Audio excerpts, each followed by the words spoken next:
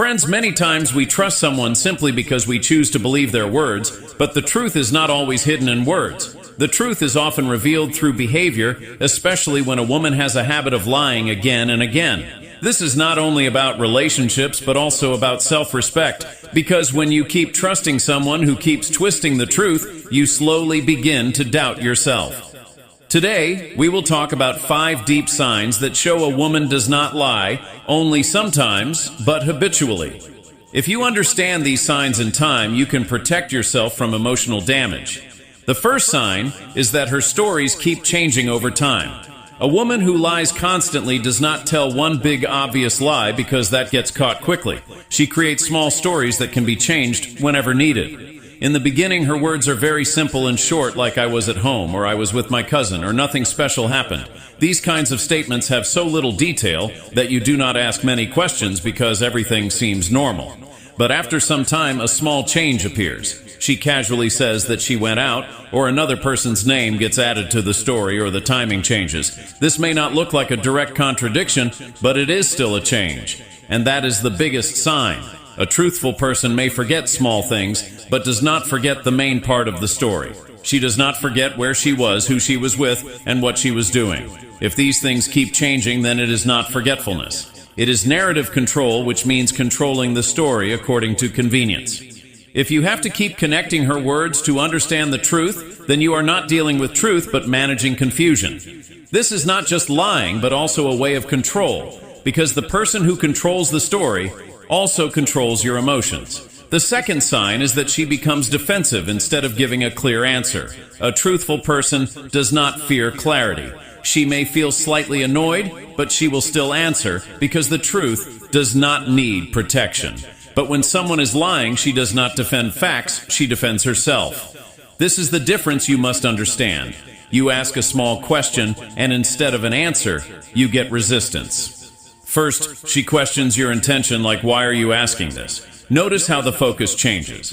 Now the issue is not the situation, but you. Then she starts labeling you. She says you are insecure, or you overthink, or you do not trust me. These labels are not answers. They are tools to make you feel like you are the problem, so you stop asking questions. The third step is emotional reaction. Her tone changes. She becomes irritated or offended. Now, instead of discussing the original question, you are managing her emotions, and the control of the conversation moves to her.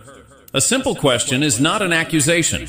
If someone treats it like one, then you should ask yourself why. Because strong reactions usually come where the answer is uncomfortable. Over time, this behavior trains you. You learn that asking questions creates conflict, so you stop asking, and that becomes the most dangerous situation. The third sign is that she does not lie directly, but uses half-truths. Half-truth is the most dangerous because it does not look like a lie technically. For example, she says, "I went out with friends last night." This statement is not false. But what is missing? Which friends? Where did they go? What happened there? Who else was present? The information that gives the full picture is intentionally left out.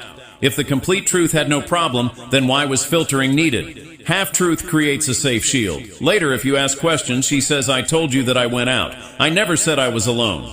Now, technically, she sounds right, but she did not tell you the truth in a way that helped you understand the full situation. Relationships are not built on technical honesty, but on clarity. If someone constantly keeps you in guessing mode, then trust is not there, only controlled information is there. Imagine she says she met an old friend outside. Later you find out that old friend was actually her ex, and they spent the whole evening together. When you ask her, she says, "I told you I met him." See how half-truth works. She told you enough so she would not look like a liar, but not enough for you to understand the real reality. The fourth sign is that her words and actions do not match. A woman can say anything. She can say she values honesty, she respects you, she wants a serious relationship, and she hates drama. It sounds very good to hear. But if her actions are saying the opposite, then words have no value. Words create perception. Actions reveal priorities, and priorities never lie. Suppose she says she likes you a lot and wants something serious, but look at her behavior. She disappears for hours, replies inconsistently, cancels plans, and only meets when it is convenient for her. Now ask yourself one question. If all her words were removed and only her actions were left, what conclusion would you reach? That is the truth. If she says honesty matters but keeps hiding small things, makes unnecessary omissions, and avoids transparency even when it would be easy, then understand this.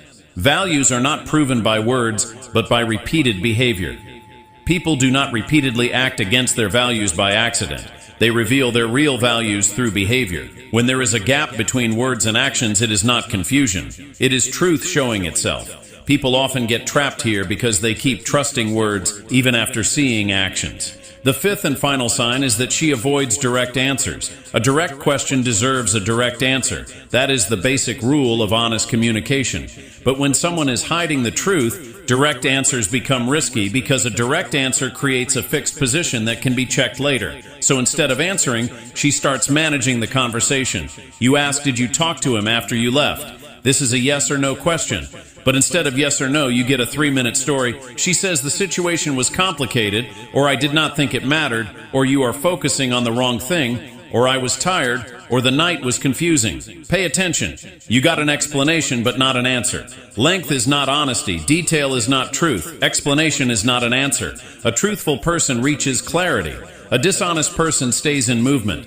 When someone avoids direct answers, they are not only hiding information but controlling your access to reality. They decide how much you know when you know it, and in what form you receive it. Because of that, you can never fully evaluate the situation.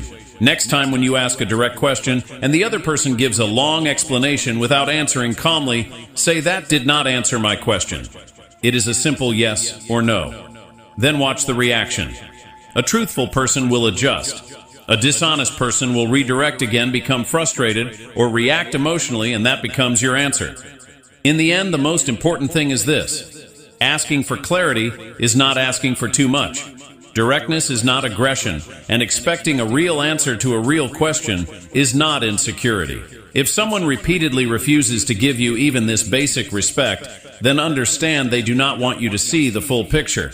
Stop making excuses for such people because self-respect begins when you stop ignoring confusion. Relationships are built on trust, and trust is never possible without clarity. So watch behavior more than words, understand patterns more than promises, and trust facts more than emotions. Because the truth always shows itself, you just need the courage to see it.